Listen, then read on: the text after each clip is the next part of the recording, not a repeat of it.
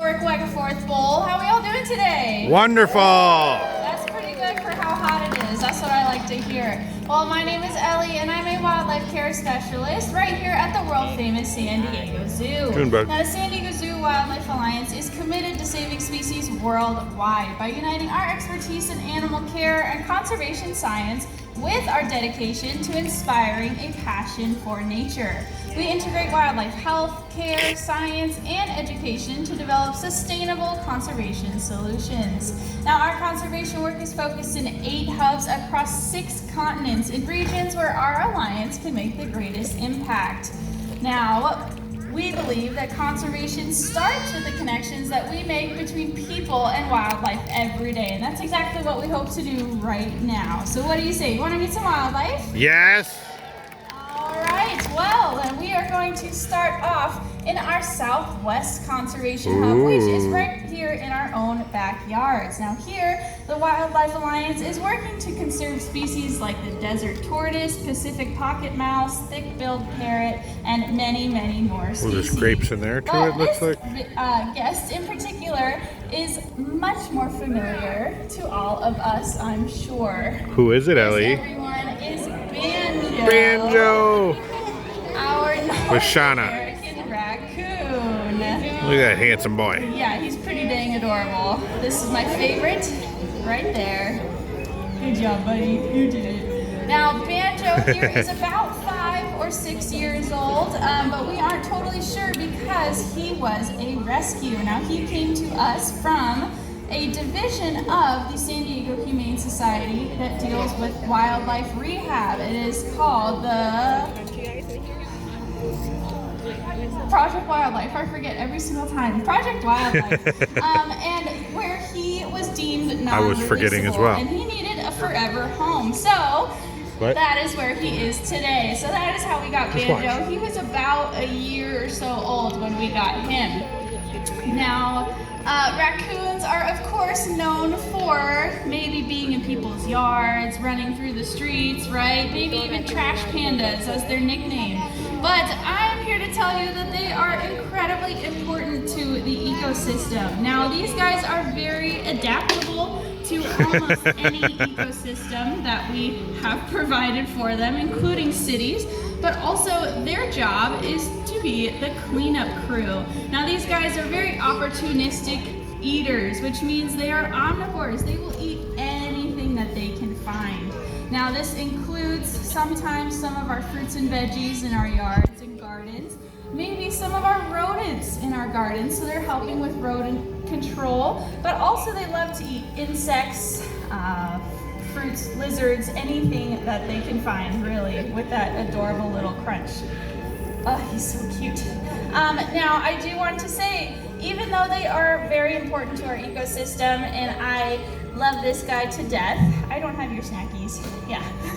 I do want to emphasize that these guys should not be approached out in their native habitat, and that is because they can be very possessive. You might notice here, Care Specialist Shauna is not hand feeding Banjo. That is because he can get pretty snarky when food is involved. So we like to stay hands off with him when food is involved. Even though we have a great relationship with him, nothing comes between a raccoon and their food, let me tell you.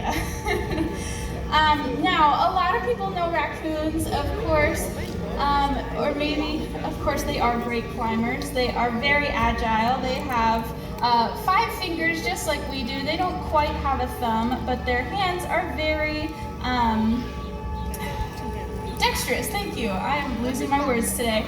They are very dexterous, and they are able to maneuver inside of little locks, latches, toys, puzzles, anything that we are able to give Banjo here, he can solve it in a few seconds. It's pretty difficult to keep him busy.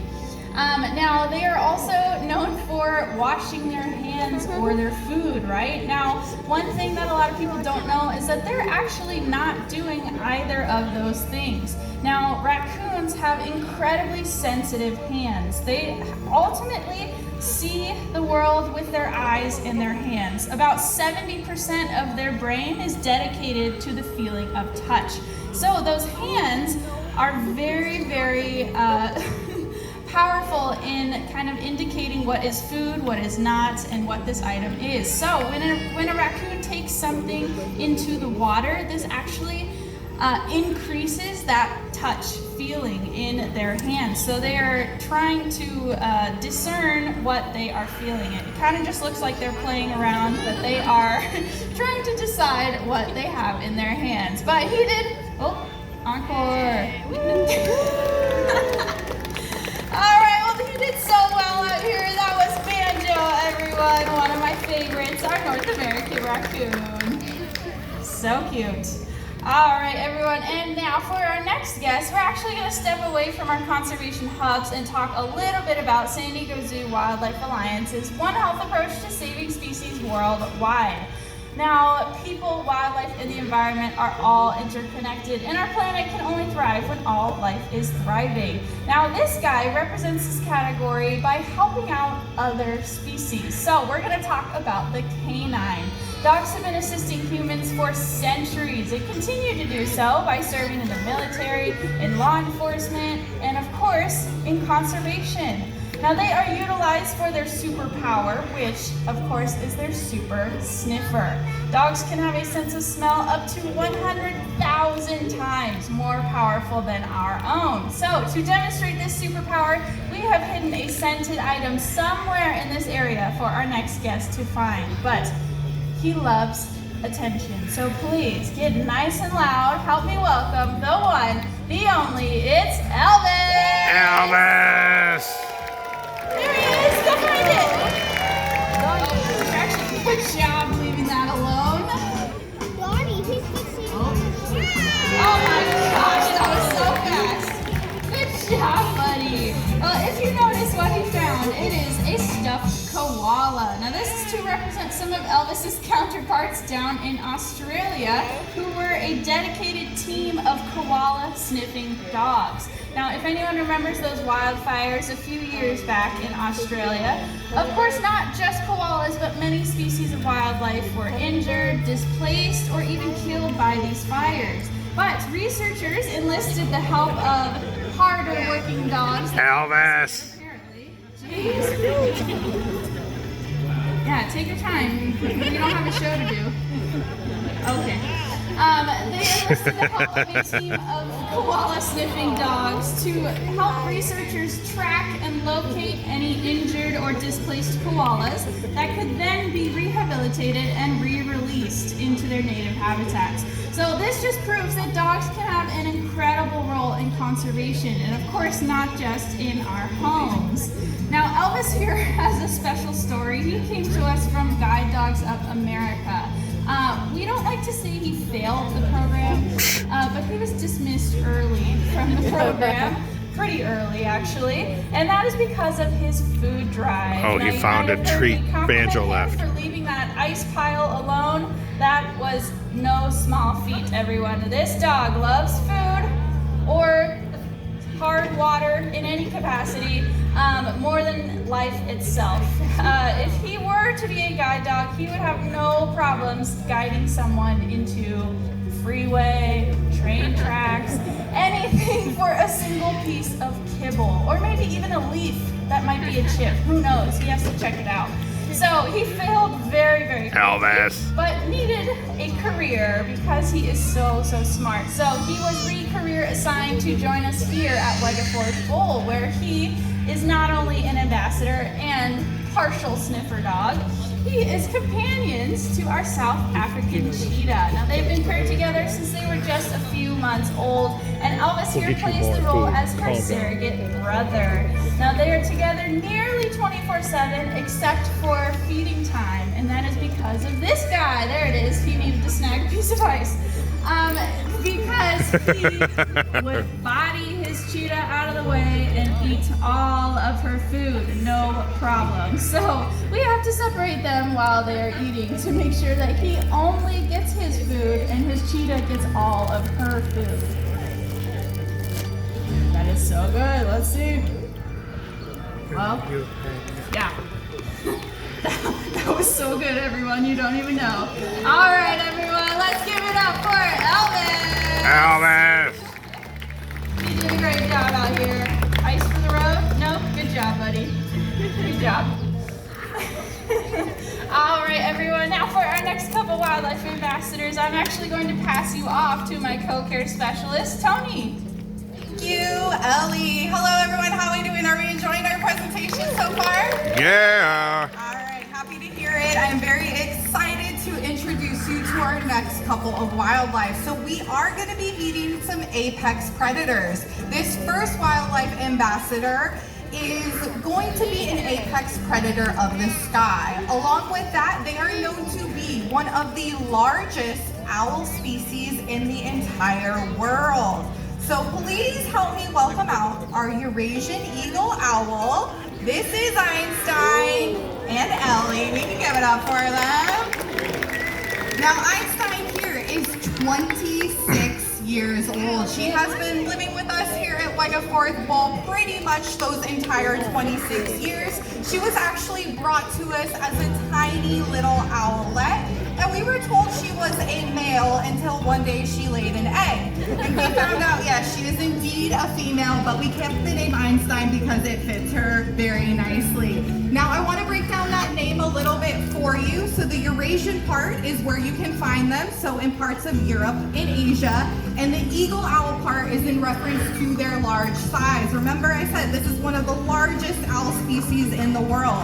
So what I want everybody to do is take a really good look at Einstein. And I'd love to hear some guesses and how much you think she weighs. You can shout out to me, I'll do my best to hear. 15, 40, 20, 30, 2. All right, these are all really good guesses. What about over here, anyone? 44, I love it. All right, are we ready? She weighs a whopping 5 pounds. Yes, very deceiving. But she is a bird, right? And birds, of course, need to be light enough to fly. They are mainly feathers. They have a very thick layer of feathers all over their body, which makes them look much, much bigger. Now, when we are talking about owls, you might hear the terms raptor or birds of prey. And what this means is these are birds that specialize in hunting, specifically with their feet. Their feet are known as their talons. That is the weaponry. That is what they're going to use to grab and crush their prey before swallowing it whole. Now, along with that, they have all sorts of adaptations or characteristics that help them with the hunt. So I always like to point out a couple of my favorites. The first one you might have noticed are those big, beautiful eyes, right? Those orange colored eyes. So what is unique about an owl's eye is that they are fixed in place in their skull. So what I mean by that is you and I, we can keep our heads still, but we can still move our eyes up and down and side to side. Well, owls actually can't do that. So how do they look around? Well, they are able to rotate their necks 270 degrees. It is very impressive. Now, they cannot spin their heads all the way around like we might have seen in some cartoons, but 270 degrees is very impressive. Einstein. Now, they're able to do this because of their neck bones. So they have twice as many neck bones as you and I have. So we have 7, they have 14. Now, along with that, they have incredible hearing. Sometimes people think those 2 little feather tufts on the top of their heads are their ears, but they're not. Those are actually there for camouflage. Their ears are going to be located on the sides of their head. One is located a little bit lower than the other, and then one is just a little bit higher than the other. And it is thought that this placement is to be able to help them triangulate sound, so they can pinpoint exactly where their prey item is. Now lastly, owls have a superpower, which of course is silent flight. You cannot hear an owl flying. Now there are some really cool videos out there that compare the flights of owls to other birds, and it's very interesting because an owl is the only one that is completely silent. And that is because the edges of their feathers are serrated, meaning they are spaced out, which allows air to pass by nice and easily. So, along with that silent flight, excellent hearing, some pretty cool eyes, this makes this bird a very good hunter. Now, owls are important for our ecosystems. We always like to remind people to be aware of whatever chemicals we are putting out, like rodenticides, pesticides, because if our owl friends were to consume a mouse that maybe had one of those chemicals, it could be the end of the road for our owl here. So let's give it up for Einstein. She did a great job out here. Definitely. All right, so I'm very excited for our next ambassadors. So before they come out, I'm just gonna ask, you all are doing a great job. Just stay seated. We can make sure they're nice and comfortable. And if you're coming in our stadium, we just ask that you find the nearest seat. That way we can make sure that these apex predators are very comfortable. So you all are gonna be meeting part of our Wegeforth Bull Wolf Pack. We are bringing out our 2 youngest wolves. They are about 4 years old. They are a boy and girl, so we will see how Shasta. here they are right on here. Shana. So I'm going to do a little bit of introductions. The first wolf out here in the lighter coat, this is Shasta. She is the female of our group, and then right Beckworth. behind her is her brother Beckworth. So as I mentioned, they are 4 years old, and we do have another wolf that is part of their wolf pack here at Wegeforth Bull. His name is Shadow. He is 12 years old. Look at that handsome and he is boy. in the back right now getting a nice little break from the kiddos. But all 3 of these wolves are timber wolves, also known as gray wolves. And they were born at another facility over in Nevada that really focuses on wolf conservation and education, which is exactly what these wolves help us out with today. Now, there are a lot of misconceptions about wolves. There's a lot of fear, misunderstanding around wolves. We might have heard the story of the big Scary, bad scary. wolf, or maybe that wolves howl at the moon. All of She's that like, sort nope, of I'm done stuff. over there. But really, it's not completely accurate. Wolves are actually very shy and non-confrontational. They get nervous pretty easily. So if you are out in their native habitats, maybe at a national park, there's a chance that the wolves are going to see you way before you are going to see them, and they're going to try to avoid you at all costs. Now, because of all of this misconception,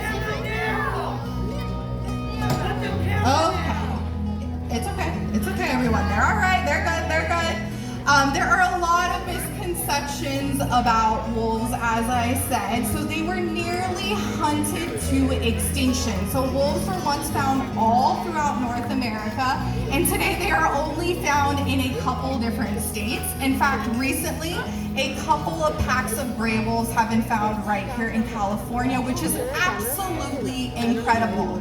Now, right now, we're going to show off, hopefully, a very fun and natural behavior. We are going to be putting out some different scents out here. So we have snow with, I think we got pickle juice today, maybe some other kind of body spray, but you are seeing right here a very natural canine behavior called scent rolling. Does anyone's dogs at home happen to do this, or you have seen this? Yeah, Beckworth has pretty the common. pickle juice. But this is a very natural behavior for wolves, and I'll tell you why. So wolves, of course, live in packs, and being in a pack, you have to be able to communicate very effectively with your pack mates. So by rolling in different items that you might find, you can cover your body in that smell and bring it back to your pack to say, hey, check out what I found. Now, another reason they might do this is before they go hunting, because when you're a wolf, you don't really want to smell like a wolf, right? Oh, nicely done. You don't really want to smell like a wolf. She peed. So you will cover up Mark your her own territory. scent She to peed where hopefully Elvis be peed earlier. able, to get closer to your prey. Now, you also saw another form of communication, and that is marking their territory. So Shasta here just marked her territory that says, hey, this is my area right now. Of course, we had Elvis out here earlier. They kind of all take turns on marking their territories. It's pretty fun for us to clean up out here. But yes, so going back to those packs, now depending on where the wolves live, the packs can range from just a couple of members all the way up into several members, maybe up to 30. It just depends on the type of resources that are available. So more prey, more land, the packs tend to be a lot bigger. Now, when they go hunting, they're actually cooperative hunters, so they will hunt together as a pack to take down their prey. They're typically going to go after those bigger prey like deer, bison, elk, that sort of thing, but they have been known to kind of go after smaller mammals, beavers, that sort of thing. And a lot of times it's feast or famine for the wolves. So if they are to make a kill, they're going to try to eat as much as they can. They can eat up to 20 pounds in one sitting because they might not be able to eat for a couple more days. Now, wolves are known as keystone species, meaning they are vital to the health of our ecosystems. We have seen this with the wolves out in Yellowstone. I encourage you to look that up. They help keep populations of other wildlife in check, like those grazers. So they are very important. We can give it up for them. They did a really good job out here. Yeah, they're pretty cool, aren't they? This is one of the only places in the zoo that you're going to see a wolf. So I'm very glad that you all were here to join us today. Now here at the San Diego Zoo, we are creating a world where all life thrives through collaboration, innovation, and inspiration. Conservation is at the heart of everything we do, but we of course can't do it alone. We need dedicated allies like all of you. So you can join us here at the zoo by becoming a member. You can volunteer your time or your knowledge, or you can even partner with us for some of our bigger conservation efforts. Your help can never be understated because when wildlife thrives, all life thrives. Thank you all so much for coming out and joining us. Have a wonderful rest of your day. Bye, everyone. Thank you. San Diego Zoo. And the guy that was yelling about put the camera away, Shasta was not afraid of the camera. She's in front of cameras all the time. She didn't like the smell or something over there. Had nothing to do with the camera, and that guy should not be yelling in the middle of a presentation. So, San Diego Zoo. Bye, guys.